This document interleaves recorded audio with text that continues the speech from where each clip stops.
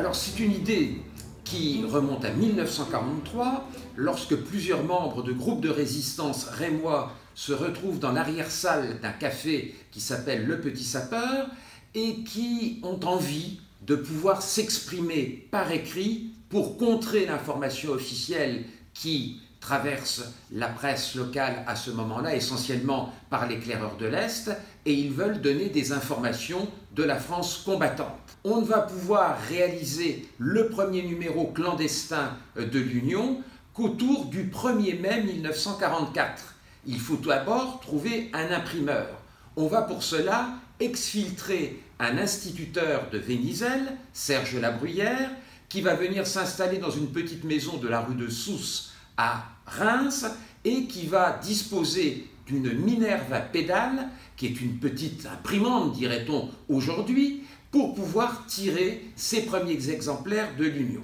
Et puis, il faut pouvoir le distribuer dans la plus grande discrétion qui soit. Et de la même manière, on repère une jeune résistante de Saône-et-Loire qui s'appelle Marcelle Tissier, originaire du Creusot, qui est activement recherchée par la Gestapo. Elle est accueillie dans le département de la Marne à Reims et c'est elle qui va avoir en charge de distribuer le journal, comme on dit, sous le manteau à ce moment-là et de mettre en place un système de distribution. Aucune arrestation ne va avoir lieu dans le cadre de la fabrication et de la distribution de ce premier numéro. En revanche, les 4 principaux rédacteurs du premier exemplaire du journal, qui appartiennent à des mouvements de résistance différents, qu'il s'agisse de l'IB-Nord, qu'il s'agisse du Front National de la Résistance, qu'il s'agisse de ceux de la Résistance, eux ne vont pas avoir la même chance, puisque dans le cadre d'enquêtes qui sont conduites par la Gestapo à cette époque-là, de nombreuses arrestations